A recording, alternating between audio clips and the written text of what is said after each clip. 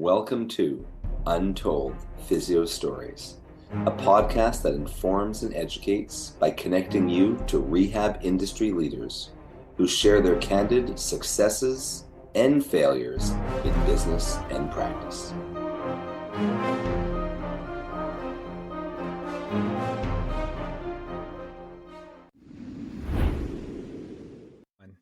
Welcome back to Untold Physio Stories. I'm one of your hosts, Dr. E, with Edge Mobility System, Modern Rehab Mastery, Modern Manual Therapy, Untold Physio Stories, and the Eclectic Approach.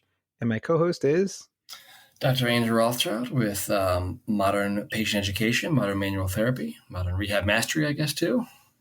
I guess. Definitely. Are you sure? He is one of the mentors. You can see his bio on the page. Even if he's not quite sure of it, I can assure you that he is. So many brands to name. Oh, gosh. You're telling me. I got to get that pre-recorded intro and outro instead of me just fumbling through it every week. Anyway, do you have any pet peeves in the clinic? I have one little pet peeve, and I definitely try to, make it, let it bother me less and less as much as I can. But a lot of times I guess the one pet peeve I have is the patients who they kind of adapt that victim mentality and kind of put it off onto us sometimes in terms of why they're not doing well or why they hurt, kind of thing with certain things, but they're not at the same time. They're not really actively trying to take a stronger role in their kind of, and realizing what the role that their lifestyle or attitude might play in their kind of situation. Yeah, I mean, I was about to list another pet peeve, but you actually just started making like a little vein throb in my forehead and my eye twitch. And that's something that also I dislike strongly in patients, but it's also something that I know I need to work on. Like, it is my biggest weakness when I feel like you just need to like take a step back and get it together or take some responsibility. And, we see these people for whatever it is, half an hour, a couple of times a week, or 1 hour once a week, or even 1 hour 3 times a week. And yeah, all the other times we're not with them, we don't really know what's going on in their life. But I know there is a certain type of person, and that's what I try to think now. But for a good portion of my career, I just thought like, there's certain people you see on the schedule. I was like, oh, this person is just going to drain me today. Oh yeah.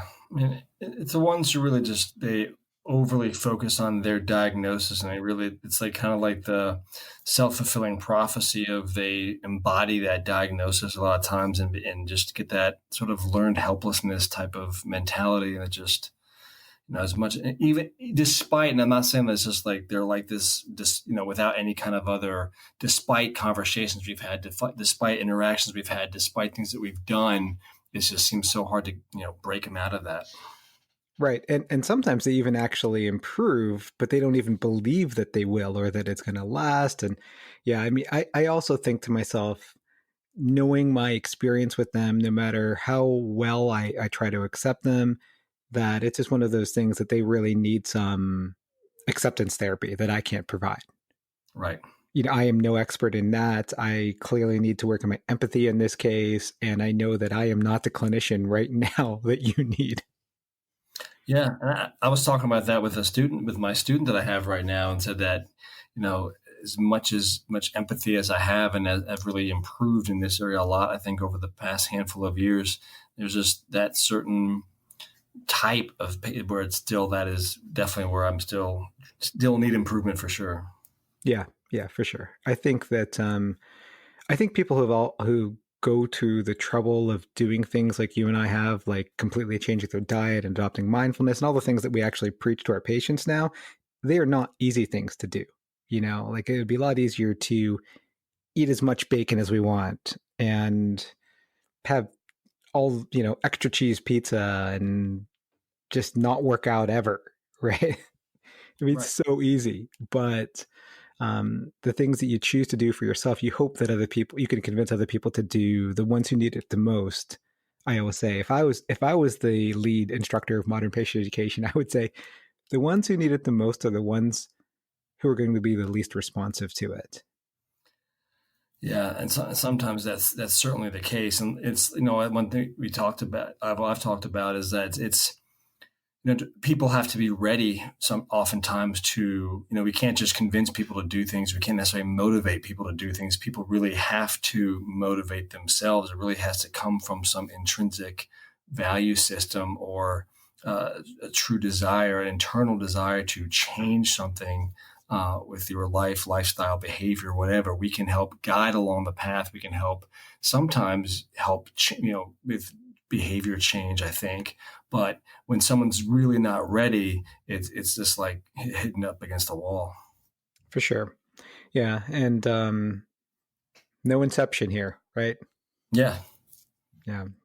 So anyway, my real topic of this, though, my pet peeve, and I think that this is something that when I worked in a busy clinic, this really got to me. But even when I was mostly one-on-one, when I started, before I owned my own practice, when I was just managing a practice, I used to have a secretary that, for whatever reason, if a patient showed up 30 minutes early, 15 minutes early, and like if they were an hour early, she might tell them the way. But if they showed up, 40 minutes early, she'd be like, "Oh, just go back. He'll just get you started on exercise." I'd go, "Oh, go ahead and just go back. He'll get you started on heat." And that would just drive me crazy, like, and I would just have these discussions with her. Like, why are you sending these people back? Oh, why don't you just tell them to ride the bike? Or why don't you tell them to go on a treadmill?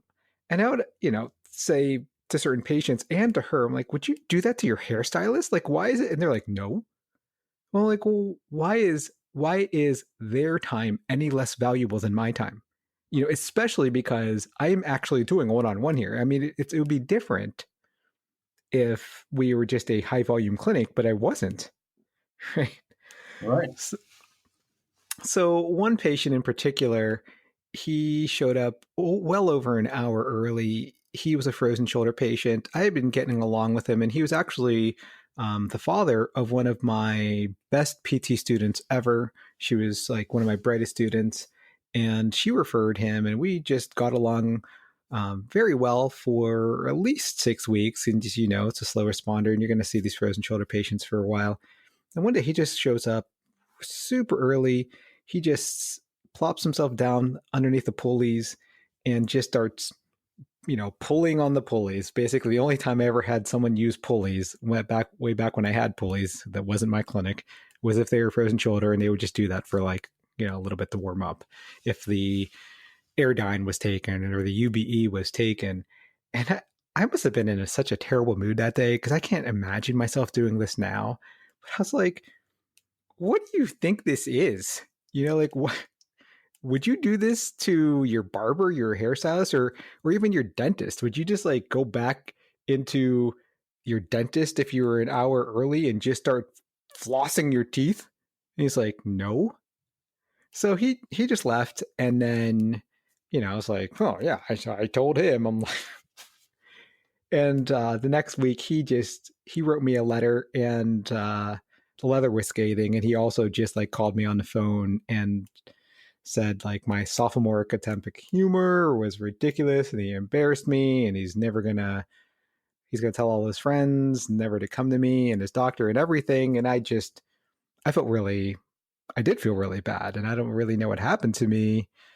And I definitely would never say anything like that now, but it will always haunt me, because I did just single him out in front of other people who were exercising. But it still bugs me that people do that to physical therapists and no one else.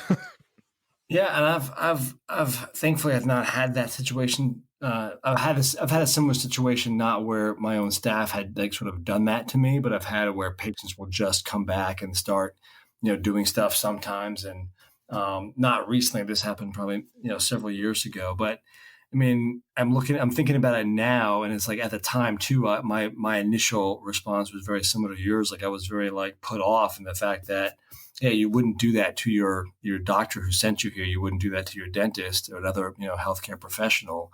But then at the other end of the other side of the coin, I guess, is a way that maybe because they feel comfortable because they've had a good relationship. They feel at home in a way. It's like, that they don't even realize that because they feel so comfortable and at ease, which is hopefully what we're trying to do with patients in a good way, that they don't even realize how we might take that kind of a behavior, so to speak, without even kind of considering that. I mean, of course, there are those patients who don't consider other people's feelings and they feel very entitled and they think they can do that regardless. But I think I'm willing to, say that for most people who do that, they don't even realize that's the effect they're having. They just kind of feel comfortable and part of the family, so to speak, which I think in that sense is a good thing. Now I even feel worse. Because I got along with this guy so well. And his letter just shocked me. And I just thought, man, I was a real jerk. And now it's even bigger jerk. Yeah. Now I'm even bigger jerk. Wow. Well, I deserve it still. Well, and I think that story also really highlights the fact that, though, like, it doesn't take a lot, though, to have a negative effect on a patient. We can do everything right for weeks and weeks and weeks, and just one little thing can totally change someone's perception of their experience with us. For fair or unfair. It's kind of like if you go to a good meal, then you have to wait an hour for the check. What are you going to say about that meal when you talk about it later to your friends? Oh, for sure. Yeah. It only takes one negative experience to ruin, or one negative thing to ruin a whole overly positive experience. I totally agree. Yeah. All right. Well, you can find me, Dr. E, at Modern Rehab Mastery. That's our new online mentoring program. It includes modern manual therapy, modern patient education, and modern strength training. It's 3 months with 3 mentors. So 1 month with each mentor, 4 weeks, tons of modules, lots of CEUs, learn at your own pace for a month, then move on. So go beyond the seminar. You also get chat room with your mentees and mentors, and live Q&As every week. Check out all my products, Edge Mobility System.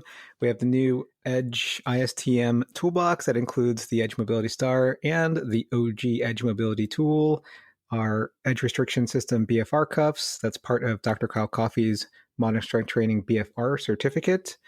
I hope to see you at a live eclectic approach course soon. That's Modern Manual Therapy in US, Canada, and South America. And make sure to rate Untold Physio Stories 5 stars on Apple Podcasts. You could also subscribe on Google Podcasts, Stitcher, and Spotify. And as always, you guys have an awesome day.